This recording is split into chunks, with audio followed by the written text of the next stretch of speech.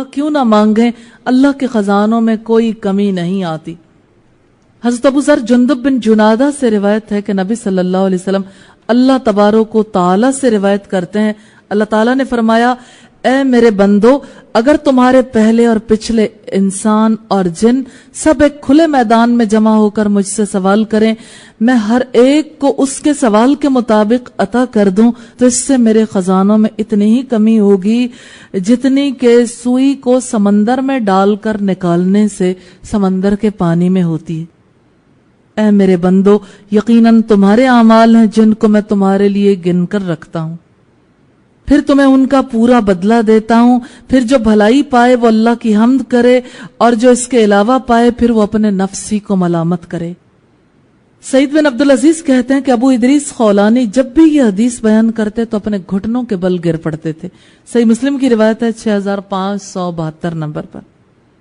تو اللہ سے دعا اس لیے کرنی ہے کہ اللہ دعائیں قبول کرتا ہے۔ حضرت ابو ہریرہ نے بیان کیا، رسول اللہ صلی اللہ علیہ وسلم نے فرمایا، ہمارا رب تبارک و تعالی ہر رات آسمان دنیا کی طرف نزول کرتا ہے اس وقت جب رات کا آخری تہائی حصہ باقی رہ جاتا ہے اور فرماتا ہے، کون ہے جو مجھ سے دعا کرتا ہے کہ میں اس کی دعا قبول کروں، کون ہے جو مجھ سے مانگتا ہے کہ میں اسے دوں، کون ہے جو مجھ سے بخشش طلب کرتا ہے کہ میں اس کی بخشش کروں۔ صحیح بخاری کی روایت کا نمبر ہے 6321۔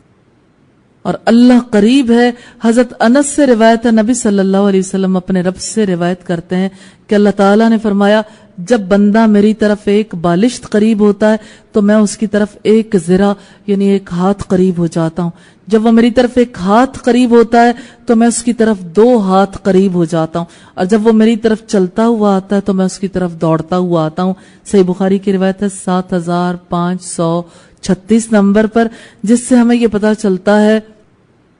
کہ اللہ بندے سے قریب ہے، اس لیے اللہ سے براہ راست مانگنا چاہیے۔